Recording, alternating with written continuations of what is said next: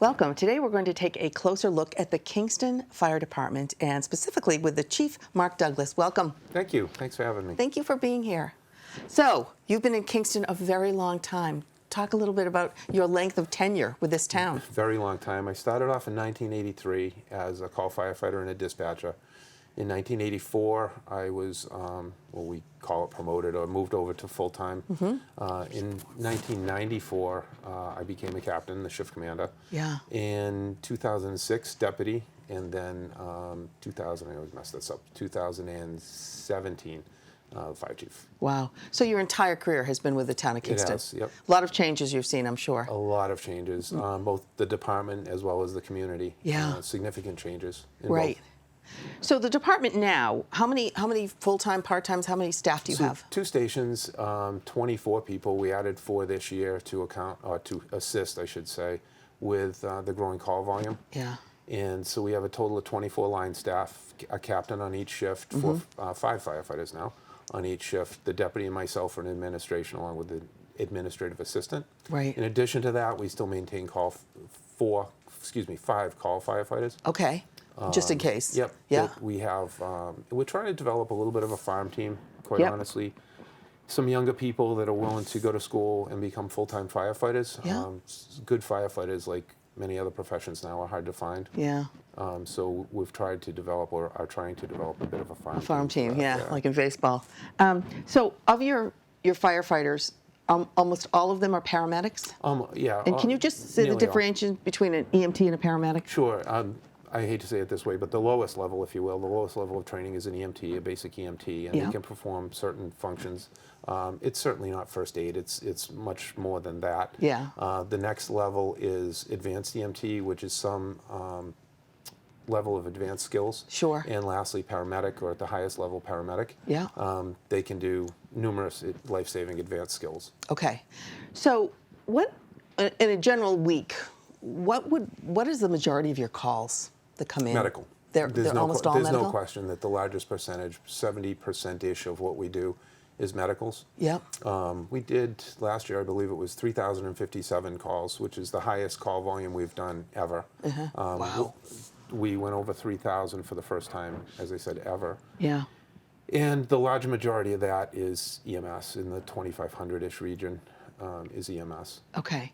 So when you're saying you have medical calls, are these mostly from things in a home or things in an automobile? Oddly enough, there's not one particular area that is larger than another. You have some respiratory, cardiac, those kind of things Yep. that are just more prevalent, especially in communities with elderly Sure. complexes, if you will, like Right. we have. So the respiratory, the cardiac, those kinds of things are a little more prevalent, but statistically speaking, there's no one large player in terms of chief complaints. It's all over the place.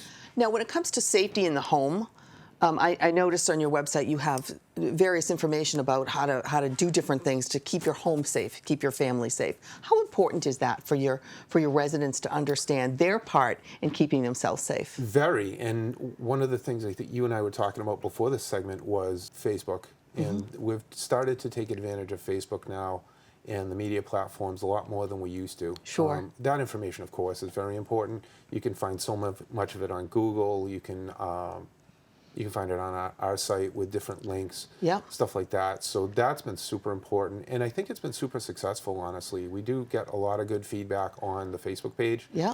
The Mass Department of Fire Services puts out a lot of stuff on their Facebook as well as their website that we share Super. or link. Yeah. Those are all great resources. Now, do you do outreach to the community, like in terms of going to the schools? We Or do. what type of outreach do you do? We do. We do the schools annually. We try to get out to the schools with some of our educators and do the school programs like we've always done. God, I remember in 1971 I was in a school program, so Yeah. we've consistently done that throughout. But fire prevention and elderly safety, all of those things have really become a year-round event now, Yeah. or a multitude of events. So we try to practice those throughout the year. It used to be confined pretty much to October, which is Fire Prevention Month. Yep, right? yep.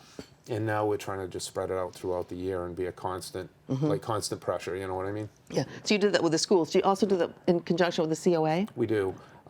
There's many programs that go on at the COA, and we try to be as active as we can. Yep.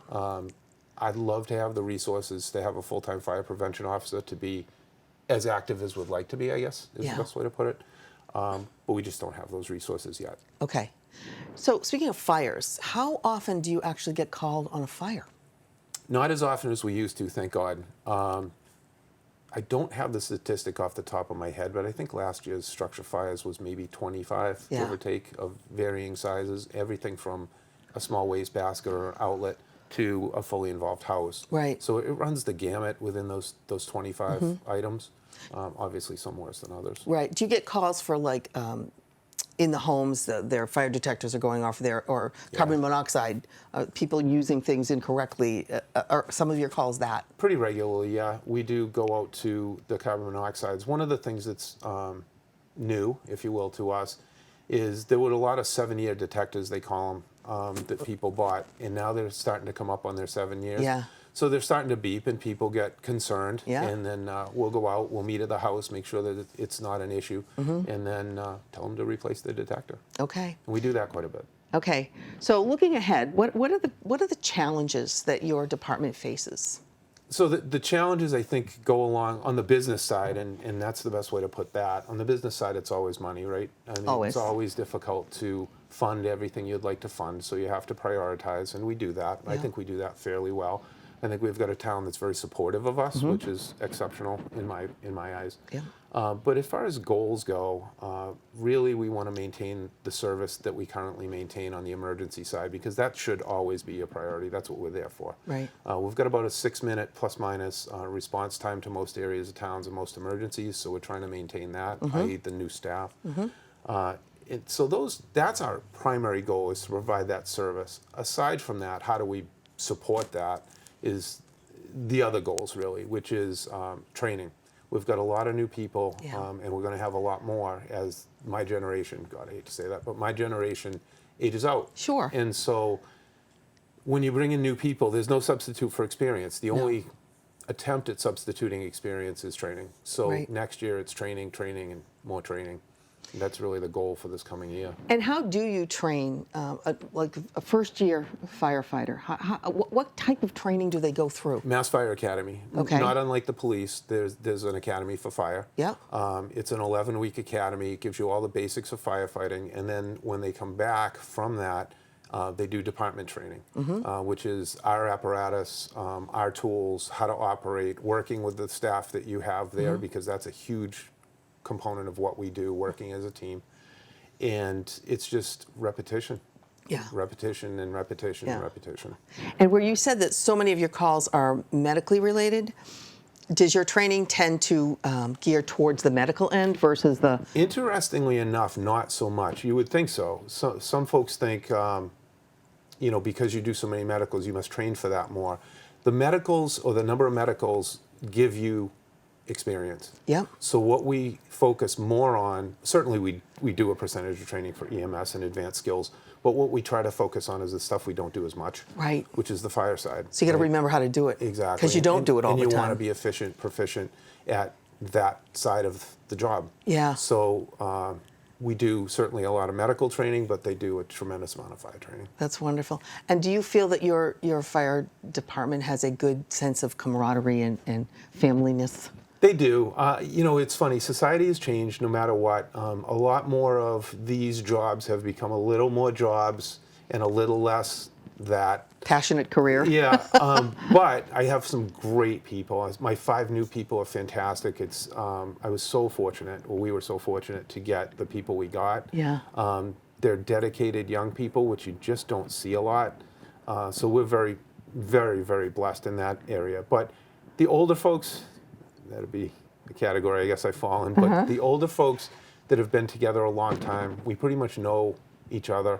We know each other professionally, personally, Yeah. and that's what's made this team the team that I'm proud of, is Yeah. that connection, because we know professionally what the other's going to do. Yeah.